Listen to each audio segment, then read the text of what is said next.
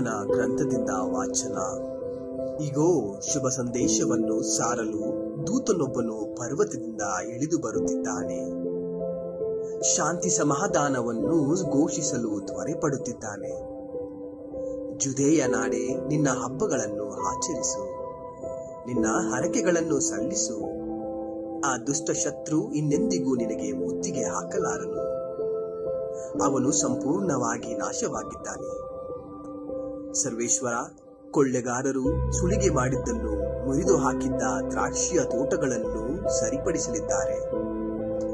ಯಾಕೋಬಿನ ಮಹತ್ವವನ್ನು ಹಾಗೂ ಇಸ್ರಾಯೇಲಿನ ಮಹಿಮೆಯನ್ನು ಈಗ ಮತ್ತೆ ಸ್ಥಾಪಿಸಲಿದ್ದಾರೆ. ಧಿಕ್ಕಾರ ರಕ್ತಮಯವಾದ ನಗರಕ್ಕೆ. ತುಂಬಿದೆ ಅದರಲ್ಲಿ ಸುಳ್ಳು ಮತ್ತು ಸುಲಿಗೆ, ನಿಲ್ಲದೆ ನಡೆಯುತ್ತಿದೆ ಅದರಲ್ಲಿ ಕೊಳ್ಳೆ. ಕೇಳಿ ಚಕ್ರಗಳ ಚೀತ್ಕಾರ, ಚಾಟಿಗಳ ಚಟಪಟ, ಕುದುರೆಗಳ ಬರದೌಡು, ರಥಗಳ ಹಾರಾಟ, ರಾಹುತರ ರಭಸ, ಕತ್ತಿಯ ತಳತಳಿಪು, ಈಟಿಯ ಸಳಿಪು. ಹತರಾದವರು ಅಗಣಿತ, ಸತ್ತವರು ಅಸಂಖ್ಯಾತ, ಶವಗಳ ರಾಶಿ ವಿಪರೀತ. ನುಗ್ಗುವವರು ಎಡವುತ್ತಿಹರು ಹೆಣಗಳನ್ನು ದಾಟಿ ಹೋಗುತ್ತಾ.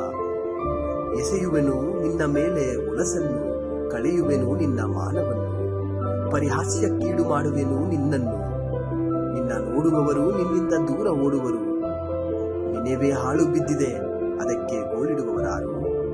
ಅದನ್ನು ಸಂತೈಸುವವರು ನಮಗೆಲ್ಲಿ ಸಿಕ್ಕ್ಯಾರು ಎಂದುಕೊಳ್ಳುವರು. ಪ್ರಭುವಿನ ವಾಕ್ಯ.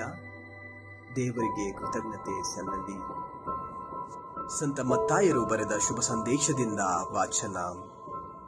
ಆ ಕಾಲದಲ್ಲಿ ಯೇಸು ತಮ್ಮ ಶಿಷ್ಯರಿಗೆ ಹೀಗೆಂದರು: ಯಾರಿಗಾದರೂ ನನ್ನನ್ನು ಹಿಂಬಾಲಿಸಲು ಮನಸ್ಸಿದ್ದರೆ ಅವನು ತನ್ನನ್ನು ತಾನೇ ಪರಿತ್ಯಜಿಸಿ ತನ್ನ ಶಿಲುಬೆಯನ್ನು ತಾನೇ ಹೊತ್ತುಕೊಂಡು ನನ್ನನ್ನು ಹಿಂಬಾಲಿಸಲಿ.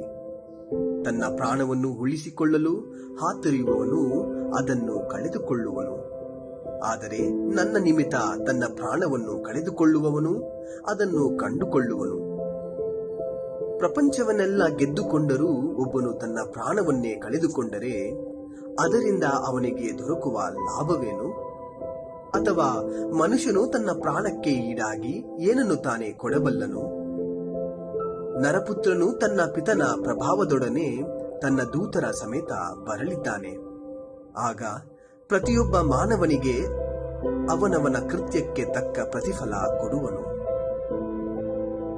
ಇಲ್ಲಿರುವವರಲ್ಲಿ ಕೆಲವರು ನರಪುತ್ರನು ತನ್ನ ಸಾಮ್ರಾಜ್ಯದಲ್ಲಿ ಪ್ರತ್ಯಕ್ಷನಾಗುವುದನ್ನು ಕಾಣುವುದಕ್ಕೆ ಮುನ್ನ ಸಾವನ್ನು ಸವಿಯುವುದಿಲ್ಲ ಎಂದು ನಿಮಗೆ ನಿಶ್ಚಯವಾಗಿ ಹೇಳುತ್ತೇನೆ. ಪ್ರಭುವಿನ ಶುಭ ಸಂದೇಶ. ಕ್ರಿಸ್ತರೇ ನಿಮಗೆ ಸ್ತುತಿ ಸಲ್ಲಲಿ.